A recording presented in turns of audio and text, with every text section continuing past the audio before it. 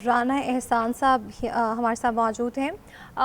राना एहसान साहब बताएगा जिस तरह से पाकिस्तान का जिस तरह से मौक़िफ़ रहा है, पाकिस्तान ने अगर गज़ा की सूरत हाल हो, कश्मीर की हो, हमेशा अमन की बात की है और पाकिस्तान ने हमेशा सिफारती लिहाज से और डिप्लोमेटिकली हर इशू को सॉल्व किया है और उम्मीद यही ज़ाहिर करते हैं कि ये सारे मामलात जो ईरान के हैं इसको भी इस तरह से मामलात को हल किया जाए। देखिए, पाकिस्तान ने इंटरनेशनल लॉ और जो यूनाइटेड नेशंस का प्लेटफॉर्म है, हमेशा उसको तक़वियत दी है और उसके अंदर एक अजस्टेन और बैलेंस्ड वॉइस बनने की कोशिश की है। गाजा के हवाले से जो बर्बरियत इजराइल ने की है, वहाँ भी हमारा एक किरदार रहा है जो पॉजिटिव रहा है और उसको ना सिर्फ मुसलमान ममालिक ने बल्कि फ़लस्तीन के जो लोग हैं, उनके जो लीडरशिप है, उन्होंने उसको एक्नॉलेज किया है कि पाकिस्तान ने हमेशा एक बड़ा सपोर्टिव रोल अदा किया। अभी भी हम समझते हैं कि जब डायलॉग हो रहा है और जो स्टेक होल्डर्स जो हैं वो डायलॉग के लिए तैयार हैं, तो फिर हमें जो है वॉर की तरफ, कॉन्फ्लिक्ट की तरफ नहीं जाना चाहिए और हम इसी की ही काविश कर रहे हैं। आपने देखा कि यूनाइटेड नेशंस में भी हमारा यही मौक़िफ़ था। अच्छा एहसान साहब, राना एहसान साहब साथ ही रहेगा। डॉक्टर शाहिद साहब भी हमारे साथ मौजूद हैं। डॉक्टर शाहिद साहब आपसे सवाल करना चाहेंगे। Sir, over to you. Rana साहब अस्सलाम वालेकुम। वालेकुम सलाम जी डॉक्टर साहब। राना साहब बहुत सारे चैलेंजेस एक साथ आ गए हैं पाकिस्तान के। सिक्योरिटी चैलेंज है और ये अफगानिस्तान के साथ सिक्योरिटी के इश्यूज चल रहे थे, फिर ये भारत की तरफ से जाहिर है कि इस वक्त मामलात ख़त्म तो नहीं सारे हुए और बलूचिस्तान में भी टेररिज्म हो रहा है। मुल्क के अंदर एक क्यास है, मईशत आगे पीछे दाएं बाएं और दरमियान में एक जंग छिड़ गई है। ये ईरान पे अटैक हो गया और पाकिस्तान का जो मौक़िफ़ है वो भी हमारे सामने। आप मुझे ये बताएं कि क्या ये एक हंगामी सूरत है, हंगामी हालात हैं, या एवरीथिंग इज नॉर्मल, यानी कुछ हम हंगामी इकदामात की तरफ गौर कर रही है हुकूमत कि इस वक्त कोई ऐसे मामलात हों, क्योंकि देखिए ना एयरपोर्ट्स ब्लॉक हो रहे हैं, मईशत, या ये है कि ये बिजनेस एज यूजुअल की तरह हम इस वक्त जा रहे हैं? जी, बिजनेस एज यूजुअल तो बिल्कुल भी नहीं है। इस वक्त आपका अफगानिस्तान के साथ एक इशू चल रहा है जिसके ऊपर पाकिस्तान ने बड़ा एक क्लियर कट और एक जायज स्टांस लिया हुआ है और एक ऑपरेशन वहां चल रहा है और दूसरी तरफ ईरान के ऊपर जो हमला हुआ है उसके ऊपर पाकिस्तान ने एक बड़ा क्लियर कट स्टांस लिया और ये वाहिद मुसलमान मुल्क है जिसने बड़ा स्ट्रांगली इसको कंडेम किया है इन हमलों को और बड़ा क्लैरिटी के साथ कंडेम किया है कि ऐसा नहीं होना चाहिए, डायलॉग की तरफ चीजें जानी चाहिए। तो डेफिनेटली इस वक्त खित्ते के अंदर और इस रीजन के अंदर एक हलचल मची हुई है, लेकिन पाकिस्तान की हुकूमत और प्राइम मिनिस्टर शहबाज शरीफ या फील्ड मार्शल साहब की कोशिश है कि इस रीजन के अंदर अगर सालिसी का किरदार जो पाकिस्तान अदा कर रहा है उसके थ्रू हम जिस हद तक कोशिश कर सकें, काविश कर सकें कि यहाँ पीस आए और चीजें डायलॉग की तरफ जाएं बजाय के कॉन्फ्लिक्ट की तरफ जाएं, तो इस एम के साथ पाकिस्तान डिप्लोमेटिकली इंगेज कर रहा है और अफगानिस्तान की तरफ तो हमारा स्टांस क्लियर है कि ये अफगानिस्तान की चॉइस है कि वो पाकिस्तान के साथ कैसे तल्लुकात चाहता है या वो दहशत गर्दों को पालना चाहता है अपनी सरजमीन के अंदर जो उनकी डोमेन के अंदर हैं और उससे बाहर हटके वो दहशत गर्दी के वाकयात पाकिस्तान में कर रहे हैं। तो इन दो चीजों के ऊपर जो दो ये बड़े इश्यूज हैं उस पर हमारा स्टांस क्लियर है और हम उन्हीं स्टांस को आगे लेके बढ़ रहे हैं। बहुत शुक्रिया राना साहब, थैंक यू वेरी मच जी। ठीक।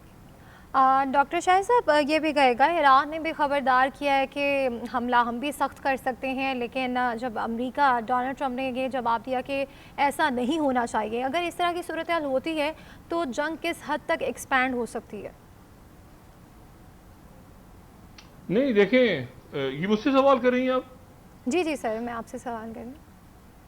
जी जी जी, देखें देखें, पाकिस्तान जो है इस वक्त बेशुमार पाकिस्तान के इश्यूज हैं, बेशुमार इश्यूज हैं, लेकिन मैंने जो बात अभी की थी कि ये बिजनेस एज यूजुअल नहीं है। अगर पाकिस्तान में कोई भी शहरी, मैं कोई यहाँ पैनिक नहीं फैला रहा और अल्लाह ताला पाकिस्तान को खैरियत से रखे, लेकिन मैं कोई पैनिक नहीं फैला रहा, ये ज़हन में रखें। लेकिन हमारे हर शहरी को, बच्चे को, बच्ची को, नौजवानों को, खवातीन को, लोगों को इस बात का अंदाजा होना चाहिए कि दुनिया में एक हमारे पड़ोस में आग लगी हुई है, ठीक है ना, हमारे चारों तरफ हम एक बहुत बड़े बुरानों का शिकार हैं, और एक वाहिद चीज जो पाकिस्तान बर्दाश्त नहीं कर सकता वो इंटरनल केओस है। जाहिर है इंटरनल केओस में लोग परेशान भी हैं, लोग इस वक्त जो है वो रमजान भी चल रहा है, इबादत में भी मसरूफ है, सब कुछ, लेकिन वो आपस में एक तो जो पोलराइजेशन है उसे खत्म करें। टिल फर्दर ऑर्डर नहीं होता कि भाई आगे जाके बाद में लड़ेंगे, आपस बहस बाद में करेंगे, इस वक्त एक हो जाओ। इस वक्त मसाले की बुनियाद पे मैं जो हूं वो शिया हूं या सुन्नी हूं या देवबंदी हूं, जो भी हूं, मैं पाकिस्तानी हूं, मैं मुसलमान हूं, मैं पाकिस्तानी हूं, मैं यहां पे ये मुल्क है तो मैं हूं। पहले नंबर वन, सियासत व्यासत ये वो सारी बात कीजिए। दूसरी, ये बिजनेस एज यूजुअल नहीं है, यानी इसको आप ये ना समझें कि ये हर रोज की तरह के दिन चल रहे हैं। इस वक्त आपके पड़ोस में आग लगी हुई है, दहशतगर्दी एक तरफ से हो रही है। जिन मुल्कों को आपने कहा था कि आप दरमियान में सालिसी करवाएं, वो मुल्क अपने वो खुद फंस गए हैं सारे के सारे, वो खाक सालिसी करवाएंगे।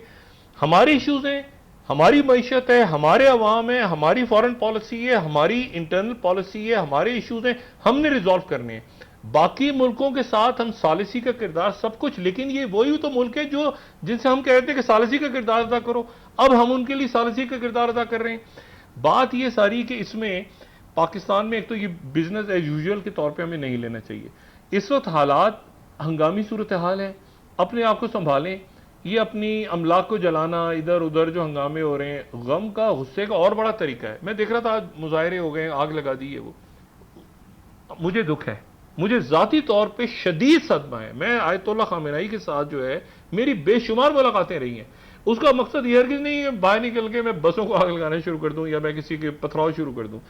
और मेरा अरब ममालिक में तो जिंदगी गुजरी है बहुत बड़ी, ये सारे खलीजी रियासतें, मैं एक इसको geo strategic point of view से मैं बात कर रहा हूं, और लोगों को अब इस बात का अंदाजा होना चाहिए कि वो जी, और मुझे ये भी इस बात में ये बात सबसे तकलीफ दे रही है कि अगर यहाँ पे ये सिलसिला ऐसे चलता रहता है, यानी ये सिलसिला कि जी वहाँ पे एयरलाइंस बंद हैं सारी, और एयरलाइंस बंद हैं, और इस वक्त लोग उम्रे का प्लान कर रहे हैं बहुत बड़ी तादाद में, और सऊदी अरेबिया की अगर एयरलाइंस बंद हो जाती हैं तो वहाँ जो लोग गए हैं और वहाँ पर जो शहरी गए हैं और वहाँ पर जो लोग मौजूद हैं, तो वो वहाँ पर किस तरह से अपना काम सारे करेंगे, एयरलाइंस और एयरपोर्ट्स किस तरह से काम करेंगी। तो बहुत सारे इश्यूज हैं, और ऑयल का जो इशू है, हमारे पास कितना ऑयल है, कितना हमने स्टोर किया हुआ है, कैसे होगा, ईरान के साथ हमारे मामलात कैसे हैं। देखिए पाकिस्तान को एक एडवांटेज है, पाकिस्तान को अल्लाह का शुक्र है कि एक एडवांटेज है कि पाकिस्तान की जो पाकिस्तान जो है वो बहरी रास्ते भी रखता है और लैंड जमीनी रास्ते भी रखता है, यानी पाकिस्तान जमीन के थ्रू भी उसके कॉरिडोर्स हैं। अगर एक कॉरिडोर उसका एक तरफ से बंद होता है तो दूसरा कॉरिडोर उसका खुलता है सेंट्रल एशिया की तरफ, वो आगे जाता है इस तरफ से, दाएं तरफ से चाइना हमारे साथ, रशिया के साथ हमारे मामला। पाकिस्तान की जो ज्योग्राफी है वो जीसीसी और अरब ममालिक से मुख्तलिफ है, ये अल्लाह का बड़ा शुक्र है। और इस वक्त जो है हमें यहाँ पे जो है वो मतलब है कि गंदम भी अपना है, बारिशें भी अच्छी हो गई हैं इस साल, शुगर भी है, सब कुछ है। मसला इसमें उन लोगों का है जिन्होंने अपने पैसे बाहर रखे हुए हैं, जो पाकिस्तान की दौलत जाके इन्होंने इन मुल्कों में सेफ पार्क की हुई है और वो दौलत फंस गई है वहां पे।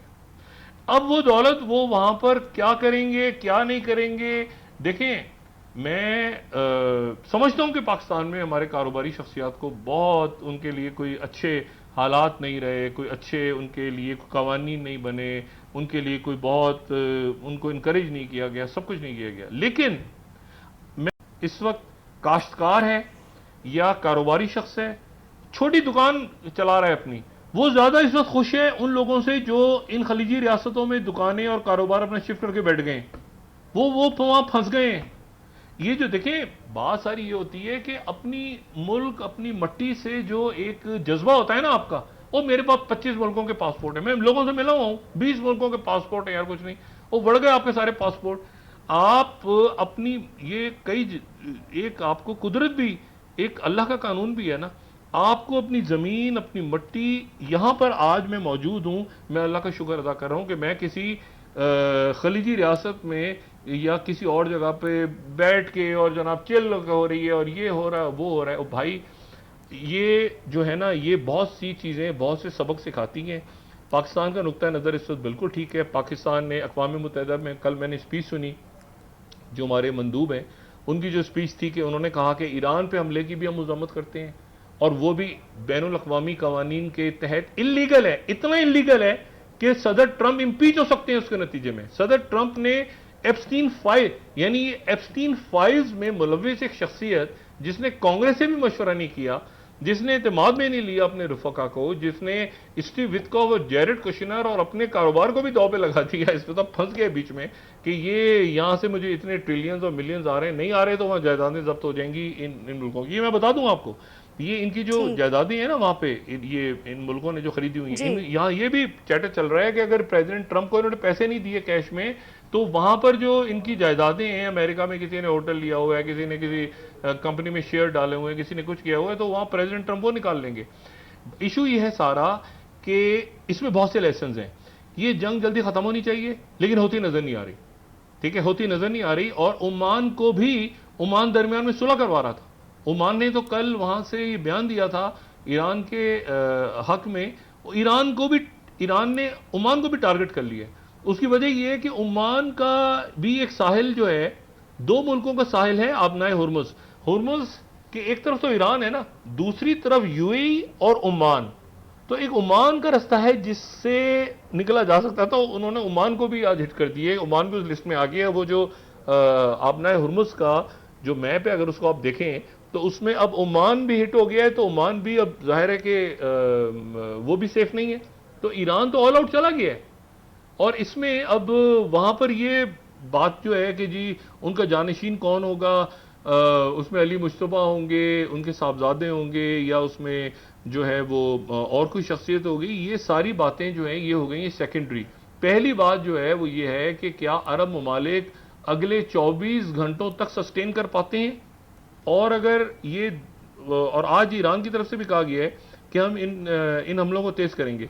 अच्छा, इसराइल भी खाली होना शुरू हो गया है। उधर तल अवीव से तो उन्होंने टोटल ब्लॉक कर दिया है ना, कि ना कोई फुटेज जाएगी। और इन मुल्कों ने भी, खलीजी मुल्कों ने भी बड़ी सख्त कानून बना दिए हैं कि कोई इमारत पे आग लगे तो अब कोई फुटेज बाहर नहीं जानी चाहिए, कुछ नहीं होना चाहिए। लेकिन वो जारी है, वो फुटेज वगैरह आ जाती है।